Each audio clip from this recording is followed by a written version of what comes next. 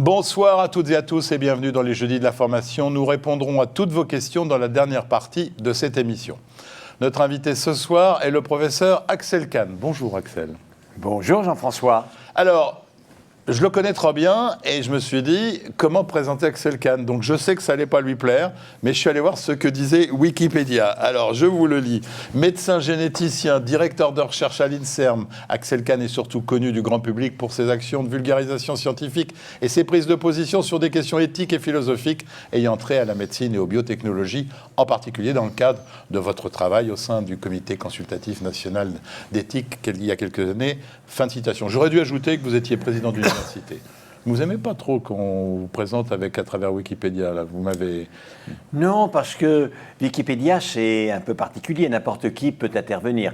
Et vous savez, dans une vie compliquée, on a des fois des ennemis. Moi aussi, j'ai eu des ennemis. Et à un moment donné, il y a eu une attaque concertée, et sur Wikipédia, il y a eu des tombereaux d'insultes et d'horreurs qui ont été écrits. Bon. Et ça a été très très difficile de nettoyer Wikipédia, et ça ne l'est pas totalement. Bon, de toute façon, ce que j'ai dit, c'est qu'il n'y avait rien de faux. Non, ça c'était très bien. J'aurais pu ajouter que vous êtes un marcheur acharné, preuve d'une curiosité sans limite. Le comité organise depuis le début de l'année les états généraux de la bioéthique, phase préalable à la révision de la loi bioéthique qui est prévue pour la fin de l'année. En France, cette loi est révisée tous les 7 ans au moins. Les sujets sont tellement nombreux que nous n'allons pas faire une émission catalogue, mais profiter de votre savoir immense et surtout de la distance que vous avez su prendre pour alimenter la réflexion de chacun de nous sur quelques sujets très polémiques, le décodage du génome, le clonage, l'euthanasie ou encore la GPA. Nous sommes le dernier jeudi d'avril, date de notre rendez-vous mensuel avec notre partenaire, le groupe Vive, qui sera représenté pour co-animer avec moi cette émission, le docteur Nicolas Leblanc, qui est médecin de santé publique. Bonjour Nicolas. Bonjour Jean-François. Alors, bonjour Axel Kahn. vous avez la chance d'avoir encore un sujet aujourd'hui qui est quand même très inspirant. Un très beau sujet qui intéresse tout le monde, tout le monde est touché par la fin de vie, par la procréation, par l'évolution technologique de la santé. Donc cette émission a suscité beaucoup d'intérêt au groupe Vive lorsque nous l'avons préparée. Alors je voulais dire aussi Axel que vous êtes un de mes invités préférés. C'est peut-être comme ça que j'aurais dû vous présenter. Mais quand on regarde tous les sujets qui composent la loi de bioéthique, il semble qu'il y a un dominateur commun qui, moi, me dérange, dont on ne parle jamais, qui est l'argent. Pas seulement pour le profit de toutes ces start-up qui sont en train de partir, mais surtout parce que toutes ces richesses risquent d'aboutir à une médecine encore plus à deux vitesses qu'elle n'a jamais été. À chaque fois qu'il y a un progrès, surtout un progrès qui est très onéreux, il y a ce danger.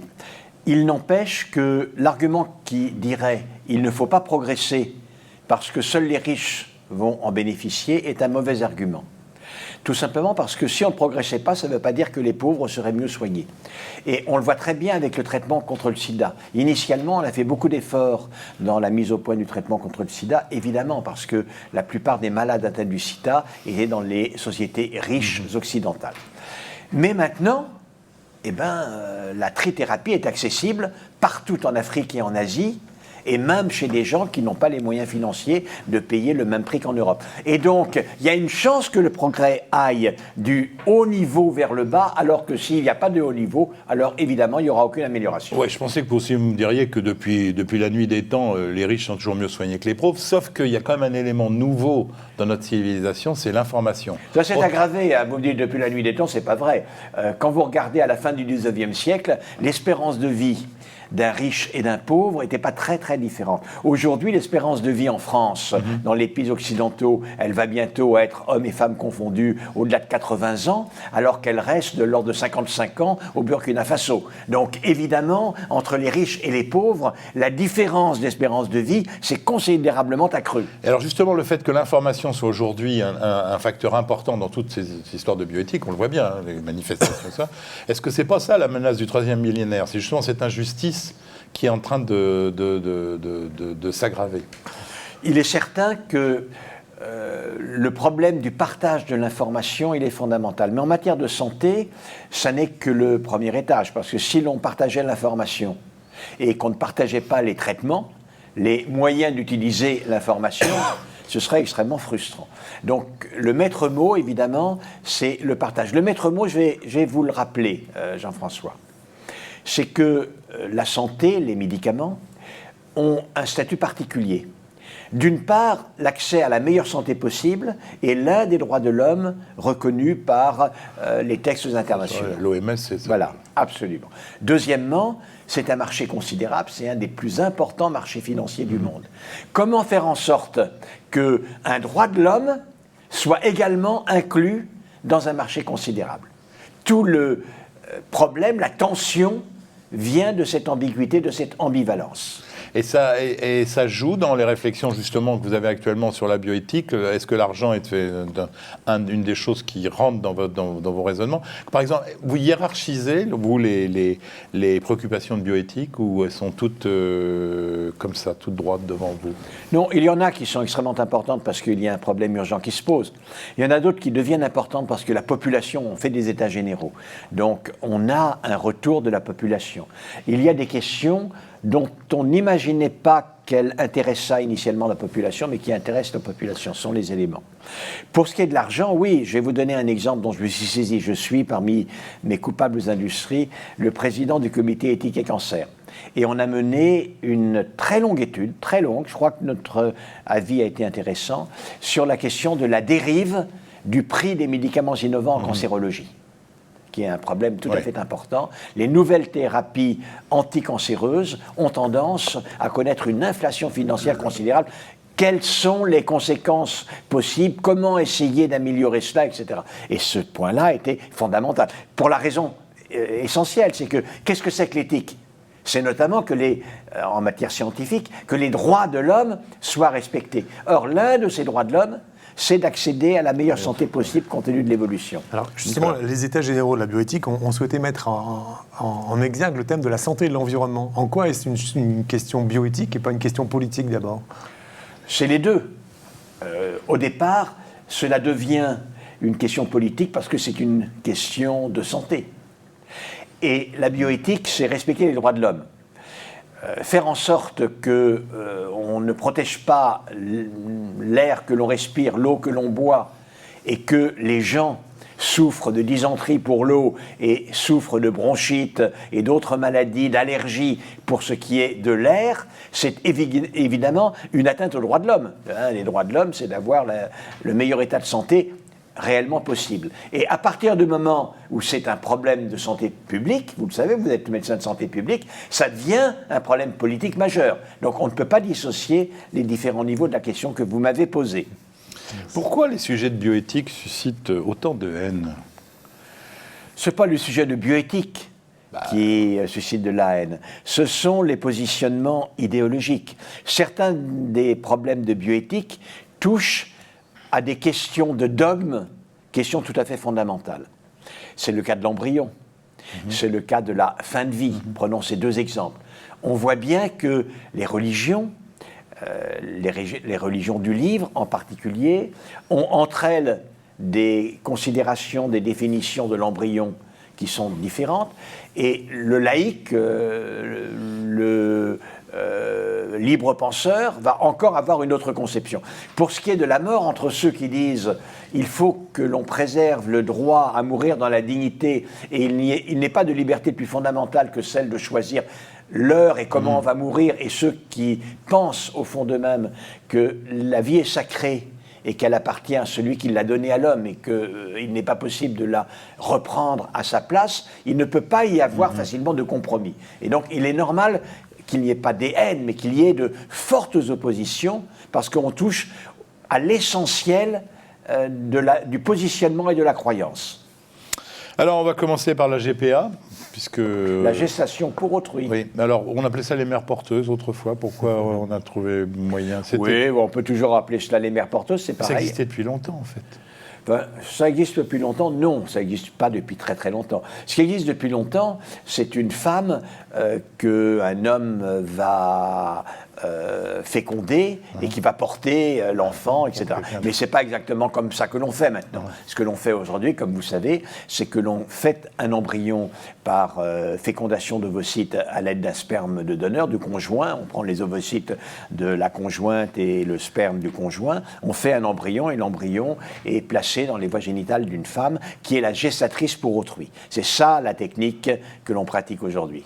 L'AMP, qui est le... Alors, Alors, l'assistance médicale à la procréation, oui. c'est l'ensemble, comme son nom l'indique, de ce qu'on appelait la PMA, la donc, procréation médicalement assistée. Dans l'AMP, il y a le don de sperme. Il y a le don de sperme. Voilà, ce qui va être discuté dans le cadre des nouvelles lois de bioéthique, c'est l'extension du don de sperme, qui aujourd'hui est limité aux couples hétérosexuels stables, l'extension aux couples de femmes et aux femmes seules. C'est ça la question qui va être discutée et qui prête évidemment à débat, voire même à polémique. Souvent, on pose la question psychologique des enfants, des troubles que pourrait y avoir. Enfin, en tout cas, certains avancent ces questions-là chez les enfants. Est-ce qu'on a une idée, une évaluation scientifique? Oui, c'est ça. Pour ce qui est du don de sperme. Ou de la géo. Non, c'est différent. Ouais, différent. Il faut les traiter différemment, Jean-François. Commençons par le don de sperme, l'extension du don de sperme. La principale objection que l'on pourrait faire, c'est celle-là. C'est de dire, mais alors psychologiquement, vous allez faire naître des enfants qui vont vivre dans une famille de femmes où il n'y aura pas d'hommes, est-ce que l'on ne va pas gravement nuire à ses chances de développement harmonieux, à la formation de sa personnalité? On a des réponses à cela aujourd'hui. D'abord, comme vous savez sans doute, il y a dans la réalité 3 500 000 enfants qui vivent dans des familles monoparentales, qui sont des familles féminines. Et pour 600 000 d'entre eux, qui sont nés dans des familles monoparentales. Des femmes qui n'ont pas de conjoint, n'ont jamais eu, ont voulu se faire féconder comme cela, ou de toute façon n'ont pas eu de vie commune avec le géniteur. Donc c'est quelque chose qui n'est pas si exceptionnel que cela, qui est même d'une relative banalité. Deuxièmement, on a énormément d'enquêtes psychologiques à long terme sur le développement psychomoteur, sur la vie, le développement de la personnalité de ces enfants. Elles sont publiées, ces études? Oui, partout. En alors, France et alors, ça lève pratiquement toute inquiétude. Il n'y a pas de différence perceptible dans les chances qu'on leur donne aux enfants. Et donc, moi-même, vous m'auriez posé la question il y a 20 ans, j'aurais répondu par la même interrogation que la vôtre. Mais, et l'enfant dans tout ça? Aujourd'hui, il semble bien que cette interrogation puisse être levée. Si bien qu'aujourd'hui, la question ne se pose pas de savoir qu'est-ce qu'on préfère. Moi, ce que je préfère, parce que je suis assez traditionnel, pas traditionnaliste, mais traditionnel. Oui. J'aime bien qu'un homme et une femme s'aiment en se faisant un câlin, que ça donne un enfant, que l'enfant, il aime papa-maman, et que papa-maman aime l'enfant. Ça, c'est magnifique. On sait très bien que souvent, hélas, ça n'est pas comme ça. Mais si des femmes revendiquent de pouvoir accéder au don de sperme, si la puissance publique refuse, il faut qu'elle ait une raison de refuser. Vous comprenez bien, il ne faut pas qu'elle dise ce qu'elle préfère, il faut qu'elle ait une raison de refuser. La seule raison qu'elle avait de refuser était l'enfant. Ouais, et là, voilà, si l'enfant aujourd'hui n'est plus une raison, la puissance publique n'a pas de raison de refuser cette revendication, de répondre négativement à cette revendication. Alors la GPA, on va terminer parce qu'il y en a plein de sujets, la GPA... Ça c'est très différent. Vous en pensez quoi? C'est simple. On va prendre des couples d'hommes ou des couples de femmes, des couples homosexuels. Dans le don de sperme pour un couple de femmes, le don de sperme, il est anonyme, il est gratuit, il n'y a pas de problème. Et on n'aliène pas l'homme qui s'est masturbé pour donner son sperme. Dans le cas du désir d'enfant d'un couple d'hommes, ce désir d'enfant est naturellement aussi légitime, pour moi en tout cas, que le désir d'enfant d'un couple hétérosexuel ou que d'un couple homosexuel féminin. Mais pour satisfaire ce désir d'enfant, à part l'adoption est ouverte, il faut passer par une gestatrice pour autrui. Or, la gestatrice pour autrui va signer un contrat. Dans ce contrat, elle va s'engager in fine à beaucoup de choses en réalité, mais in fine contre argent à donner cet enfant, c'est-à-dire surtout à ne pas s'éprendre de cet enfant qui a poussé dans son ventre. C'est-à-dire qu'on va lui demander psychologiquement de se préparer à être pendant 9 mois en quelque sorte un utérus artificiel vivant. Et donc il y a une forme d'aliénation commerciale d'une femme. Et ce que fait rentrer la fonction gestatrice des femmes dans le circuit marchand est un progrès des droits des femmes et des hommes. Je ne le pense pas. Et donc, reconnaître la légitimité du désir d'enfant d'un couple gay masculin n'est pas reconnaître la légitimité de l'aliénation d'un tiers pour y parvenir. Et donc, il y a des raisons objectives de ne pas répondre positivement à cette revendication. Et vous pensez que c'est un débat qui va encore pas Oui, aboutir, de toute façon, naturellement, il y a des gens qui le revendiquent. Oui, non, mais d'accord, mais Mais je pense pas, je suis quasiment certain que ça ne sera pas accepté lors de cette révision-là, en tout cas. Ça me paraît clair. Bon, du début de la vie, on va maintenant passer à la fin de vie. Nous avons tous accompagné des malades en fin de vie, les médecins qui nous écoutent aussi. Qu'est-ce qui fait qu'aujourd'hui, certains pensent que la sédation telle qu'elle est définie dans la loi Claes-Leonetti ne suffit pas et qu'il y aurait des besoins d'aller encore plus loin pour accompagner ces fins de vie, que ce soit le suicide assisté ou l'euthanasie? Alors, vous avez vu quel est mon mode de raisonnement. Le mode de raisonnement, c'est le devoir de la puissance publique. Donc tout le monde est d'accord sur un point et on a progressé. La puissance publique se doit de secourir les plus fragiles, les plus en détresse. Et quelqu'un qui souffre en fin de vie d'une souffrance psychologique et physique connaît une détresse épouvantable et il revient à la puissance publique de l'aider. Et donc tout ce qui est le développement des soins palliatifs, et puis cette nouvelle proposition qui est la sédation terminale quand les gens l'ont demandé, par des directives anticipées réitérées, ou bien par une personne de confiance, ou bien elle-même, arriver à leur permettre d'avoir la moins mauvaise mort possible, la mort dans son sommeil, ça, on est tout à fait d'accord. Mais par ailleurs, dans la société, depuis deux millénaires environ, il y a des gens qui considèrent que la liberté idéale, c'est la liberté de diriger sa vie jusqu'à diriger le moment où l'on va mourir. Et donc, ils demandent que quelqu'un qui veut ne plus continuer à vivre puisse être aidé pour mourir comme cela. Et la grande question, c'est, est-ce que ce que tout le monde reconnaît, d'ailleurs la loi de 2016 l'a voté, qui est la sédation terminale, qui permet d'offrir à quelqu'un qui ne veut plus lutter, qui est en fin de vie, qui a déjà beaucoup lutté, de mourir dans son sommeil, est-ce que cette loi ne doit pas être associée à des dispositions pour qu'il soit possible également de commettre un geste médical dont le but n'est pas d'endormir la personne, mais de la faire mourir, on va dire brutalement. Donc une euthanasie active. C'est ça le grand débat. Et la question ici, elle n'est pas réglée.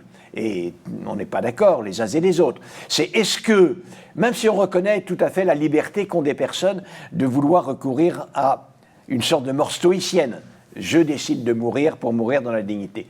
Est-ce que c'est à l'État de leur offrir ce qu'ils demandent dans ce cas-là? Il y a beaucoup de droits qu'ont les gens et ça n'est pas à l'État de leur offrir. Est-ce que dans ce cas-là, c'est à l'État de leur offrir? C'est là où la discussion se mène aujourd'hui. Donc je ne sais pas ce qu'il en sera réellement. La loi Leonetti persistera. Il faut développer les soins palliatifs. Il y a une proposition de loi qui a été déposée par un confrère, en l'occurrence le professeur Jean-Louis Touraine, qui fait partie de La République En Marche, et qui demande qu'on rajoute une disposition qui est une proposition de loi d'euthanasie active. En mon nom personnel, simplement, je n'y suis pas favorable. Et je vais vous dire en deux mots pourquoi je n'y suis pas favorable. Je crois que ça n'est pas aujourd'hui utile pour empêcher la souffrance. Je crois que la loi Leonetti appliquée correctement suffit à régler ces problèmes-là. On est sûr que la sédation cesse toute souffrance? Ah bah oui, c'est une anesthésie générale. Ouais, les gens qui sont anesthésiés, heureusement, autrement, le chirurgien, il aurait de la difficulté à opérer. Ouais. Donc, oui, ça, on est totalement certain. Donc, il se trouve que je serais d'accord pour qu'on pratique l'euthanasie active si c'était le seul moyen d'empêcher des souffrances scandaleuses. Mais ça, je ne le crois pas. Maintenant, évidemment, depuis 1981, la peine de mort est interdite. C'est-à-dire que la seule exception à l'interdiction de donner la mort, de tuer, c'est la guerre. Moi, personnellement, je trouve que ça n'est pas anodin de se mettre à introduire dans notre code pénal et civil de nouvelles exceptions à cette interdiction de commettre un geste dont le but est de tuer. C'est-à-dire que je n'ai pas d'appétence pour cela. Mais c'est un débat. Et quand la Suisse et la Belgique l'autorisent, est-ce que c'est pas un peu absurde de s'arc-bouter finalement sur... Vous savez, il y a des pays qui autorisent la peine de mort aussi et on ne s'arc-boute pas. Oui, enfin, c'est-à-dire que... C'est pas la même chose. Non, mais en termes de bioéthique, je refuse de considérer... Alors, il y a des mouvements sociologiques évidemment. Mais je refuse de considérer qu'il y aurait, comment dirais-je, un progrès naturel, et que ce serait un progrès naturel que l'on se mette à énumérer les différentes situations où l'on peut commettre un geste pour tuer les gens. On peut très bien le revendiquer, et je vous ai dit, c'est quelque chose que l'on peut comprendre, mais je refuse de considérer que c'est un progrès totalement inéluctable. Si on considère, avec effort de ses références philosophiques, de sa réflexion, si on considère que ça n'est pas désirable, on ne le fait pas.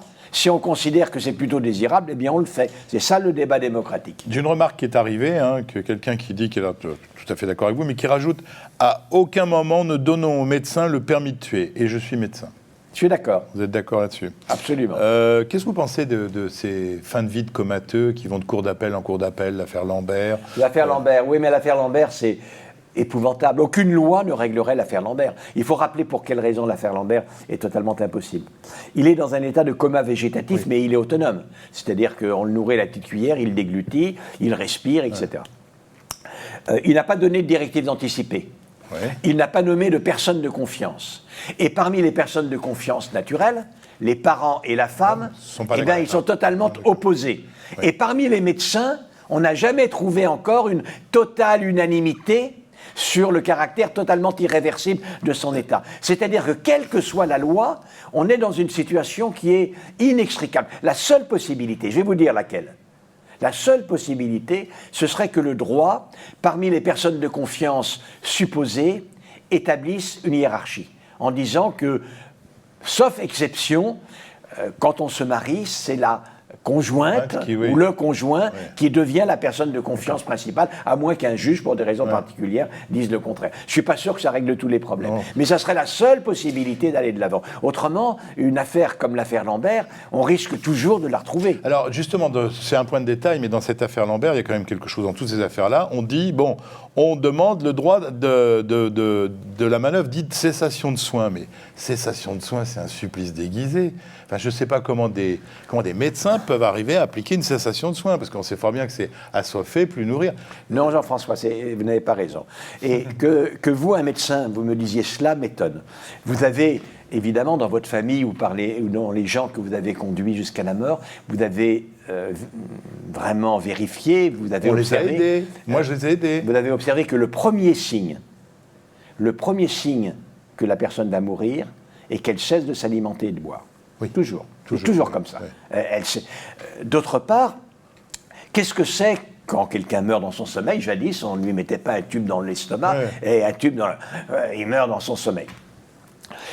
Qu'est-ce que c'est par conséquent que la perfusion et l'alimentation parentérale par sonde? C'est de la réanimation, puisque ces personnes ne doivent pas se réveiller. C'est une réanimation qui ne peut pas réaboutir à une vie relationnelle dont la personne puisse se satisfaire, puisse se féliciter. C'est-à-dire, c'est de l'acharnement thérapeutique. Si bien qu'à partir du moment où on a décidé qu'une personne doit dormir jusqu'à quitter ce monde, continuer à la perfuser, à l'alimenter de manière parentérale, c'est de l'acharnement thérapeutique. Attendre que la nature fasse son effet alors qu'on peut l'aider, c'est aussi un peu surprenant. Le problème, c'est ce que je vous dis, c'est le problème du caractère qui n'est pas totalement nul de réintroduire dans la loi des situations où on commet un geste dont le but est de donner la mort. Et le suicide assisté. Ça n'est pas totalement... Alors le suicide assisté... Dans cette palette de... Ah oui, on parle de tout. Ah bah non, on est en fin de vie. Là, le suicide assisté.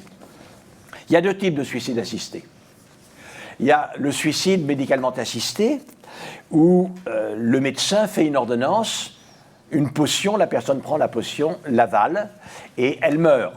C'est de l'euthanasie active. Comment agit un médecin? Mon collègue, le docteur Jean-François Lemoine, vous qui êtes un autre collègue, Nicolas, vous n'êtes pas chirurgien. Non. Et donc la manière dont vous dispensiez des soins, c'est de faire des ordonnances. Donc quand l'ordonnance que vous faites a comme effet d'envoyer ad patresse votre patient, c'est évidemment de l'euthanasie active. Donc il n'y a aucune différence entre cela et l'euthanasie active. Maintenant, un peu différent est le cas où on laisse la personne choisir, d'une certaine manière, de prendre ou de ne pas prendre la drogue, ou bien où c'est une autre personne qu'un médecin qui la lui donne. Là, il y a un grand flou, parce que ce qui est interdit dans la loi française, ça n'est pas l'aide au suicide, c'est la propagande pour l'aide au suicide. Dans le cas de Chantal Sébir, par exemple, tout le monde se rappelle Oui, l'affaire bien sûr. totalement épouvantable. La personne qui l'a aidé à se suicider ne peut pas être poursuivie, en aucun cas. Il n'y a aucun article de loi qui peut le condamner. Vous voyez ? D'accord. Est-on sûr que pour la sédation, que tous les médecins sont bien formés aux soins palliatifs et que l'accès aux soins palliatifs fait qu'il n'y a pas d'inégalité d'accès à une mort tranquille? Oui, moi, je suis d'accord. Il y a plein de médecins qui nous écoutent. Là. Moi, je suis d'accord, si vous voulez. Et la raison pour laquelle la première loi Leonetti, qui avait été adoptée en 2005, a dû être modifiée pour mettre les points sur les i et pour amplifier encore le respect de l'autonomie, et qu'elle n'était pas bien appliquée. Et notamment par des médecins et par des personnels, pas des médecins, des personnels, des soignants de soins palliatifs de très haute valeur morale, mais qui voulaient respecter l'autonomie des personnes. Et donc, quand ils endormaient une personne en fin de vie, eh ben, ils la réveillaient 15h à 18h après pour savoir si c'était toujours son avis de rester endormi. Et donc, on est arrivé à des situations totalement absurdes. Et c'est la raison pour laquelle la nouvelle loi indique sédation profonde et continue. Profonde et continue. Par ailleurs, les directives d'anticipé sont beaucoup plus contraignantes. Enfin, il a été précisé que cet endormissement en fin de vie qui manifeste la volonté de la personne, ça n'est pas un acte d'euthanasie, mais un soin qui est adapté à la situation de la personne. Et donc, il n'y a pas de droit de retrait du médecin. Le médecin, il ne peut pas demander son droit de retrait pour soigner les gens, pour les soulager. C'est un soulagement et donc on a refusé dans la loi d'introduire un droit de retrait, de réserve du médecin tel qu'il ne pratiquerait pas cet endormissement terminal. Votre sentiment profond, vous, devant ce sujet-là, vous avez fait vos directives anticipées? Moi, je pense que, parce que ça c'est l'évolution sociologique, je pense qu'on va, ce coup-ci ou prochainement, adopter une loi légalisant l'euthanasie active. Donc voilà, c'est ce que je pense. Et c'est pas parce que je le pense que je dois devenir pour immédiatement. Voilà, je le regretterai, mais c'est sans doute l'évolution. Ça ne mettra pas des gens dans la rue, ça? Non. Hein, Non. on est bien d'accord. Non, non. Allez, on va... Encore que. Oui. Encore que. Ça, c'est pas tout à fait sûr. Les catholiques fervents, pour eux, c'est le drame absolu. C'est-à-dire, quand on se rappelle, il faut se rappeler qu'ils ont mis 1 million de personnes dans la rue pour un contrat civil, qui était le mariage civil, qui ne les concernait en rien. Car après tout, on ne demandait pas que le mariage religieux homosexuel fût autorisé. C'est vraiment un contrat totalement civil. Et ils ont réussi à mettre quand même 1 million de personnes ou 500 000 personnes dans la rue. Alors, s'il y a une loi d'euthanasie en France, s'il y a une loi d'euthanasie qui, par rapport à leur foi, la vie est sacrée, elle est don de Dieu, les choque profondément, alors je pense qu'il peut y avoir des réactions effectivement importantes de la part des catholiques. Alors je vous préviens qu'on n'aura pas le temps d'aborder tout ce que j'avais prévu. Parce mais moi, que... je réponds à vos questions. Mais oui, mais non, mais c'est de ma faute, mais parce que j'avais tellement envie de choses. Alors on va aller un petit peu sur le décodage du génome, parce que Kennedy a dit on va aller sur la Lune, Clinton a dit on va décoder le génome, ça a coûté aussi cher. On est arrivé par contre aujourd'hui à quelque chose qui vaut pour moins de 100 €. Pour vous, c'est une formidable découverte ou c'est une plaie qui est maintenant à la disposition de l'homme? Oh non, il s'agit d'une belle découverte. Oui, mais il y a beaucoup d'informations dans le génome. Oui. Mais vous savez, il est relativement fréquent que de magnifiques découvertes puissent être des dangers. L'avion qui permet d'aller chercher des naufragés ou bien de leur parachuter des vivres est également un bombardier extrêmement efficace, etc., etc. C'est-à-dire que le génome, c'est pareil, naturellement, dans le génome, on a trouvé énormément d'informations importantes pour comprendre mieux les maladies et donc pour trouver de nouveaux médicaments. Mais par ailleurs, il y a aujourd'hui un intérêt commercial extraordinaire à survendre l'intérêt de connaître son génome aux particuliers, de telle sorte qu'ils peuvent tous considérer que ça n'est plus besoin d'aller voir Madame Irma pour connaître son avenir, c'est beaucoup mieux de demander le séquençage du génome et qu'on leur dira tout de leur destin, ce qui n'est pas vrai, mais ils le croiront. Il n'y a pas de législation depuis encore sur le... Non, mais comment voulez-vous faire une législation? Non, je ne sais pas, est-ce que les lois de bioéthique vont aller... Non, mais ce n'est pas possible. C'est pas possible. Comment voulez-vous faire? Au nom de l'utilité de demain... Non, mais c'est pas ça. Le problème, c'est que la circulation de l'information, elle est internationale. Oui. C'est-à-dire, bientôt, le séquençage du génome, ça coûtera quelque chose comme $200. Oui.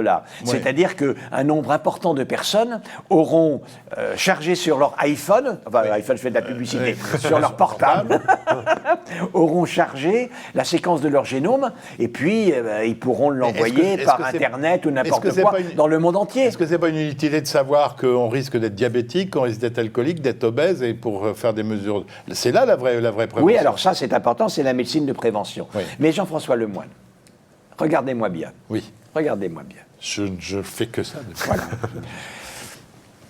On dit depuis très longtemps que manger trop rend gros et que l'obésité est dangereuse. Oui. Il y a encore des gens qui ont un excès pondéral. On change de sujet. On change de sujet immédiatement. De la même manière, on dit depuis très longtemps aux gens, si vous fumez, vous risquez d'avoir le cancer du poumon, l'athérosclérose, l'infarctus du myocarde, l'impuissance, le cancer de la vessie, et c'est vrai. Hélas, il y a encore des gens qui fument, etc., etc. Le jour où, à partir du génome, les gens auront 100 interdictions ou préconisations. Okay. Je ne sais pas le pourcentage de ces préconisations qui suivront ces personnes. On quitte le sujet. Alors, du génome, on passe à l'homme réparé. Et de l'homme réparé, alors ça, on peut être pour ou contre, on passe à l'homme augmenté. Là, vous en pensez quoi de l'homme augmenté? C'est quoi augmenter un homme, d'après vous? Ah bah, je sais pas, c'est lui faire sauter 3,50 m en hauteur, c'est lui faire courir 100 mètres en... Non, mais ça, c'est important. S'il s'agit de lui permettre d'être vachement costaud, de soulever des barres extraordinaires dans l'équipe d'haltérophilie de son pays, d'être très grand pour être un bon volleyeur ou un bon basketteur, etc. Oui, c'est quelque chose de possible, mais il est augmenté en taille ou en force, il n'est pas augmenté en humanité. Donc, il s'agit d'une instrumentalisation de l'humain que l'éthique considère comme extrêmement répréhensible. Vous savez, il y a l'injonction de Kant, fait en sorte de considérer l'humanité en ta personne comme en la personne de tout autre, toujours également comme une fin et jamais comme un moyen. Et donc ça, c'est pas possible. Maintenant, imaginons que l'on prépare, on améliore les gens pour qu'ils s'améliorent mieux à l'environnement, aux maladies, etc. Mais vous savez, vous, Jean-François, quel sera l'environnement dans 100 ans? Quelles seront les maladies dans 100 ans? Personne ne le sait. Donc, améliorer un lignage aujourd'hui, sous le prétexte qu'il sera mieux adapté à un environnement, à des maladies qu'on ne connaît pas dans 100 ans, c'est simplement absurde. Maintenant, imaginons que l'on puisse augmenter l'intelligence, la capacité, la créativité d'une personne. Formidable. Mais en réalité, on ne va pas le faire de tous les humains, des 7 milliards d'humains. On le fera de certaines personnes. Si bien que votre science à vous, docteur Lemoine, qui était d'utiliser votre médecine pour essayer de transformer des malades en gens bien portants, donc pour essayer de réparer une inégalité de nature. Vous la verriez se transformer en un savoir dont le but serait de créer une nouvelle inégalité? De créer une nouvelle aristocratie? C'est ça que vous voulez? Eh bien moi, je ne le veux pas. Figurez-vous. Je vous avais dit qu'on prenait des risques en invitant Axel Kahn. Alors je vous laisse aborder la dernière partie de l'émission. Moi, je vais essayer de trouver pendant ce temps-là quelque chose qui le concerne.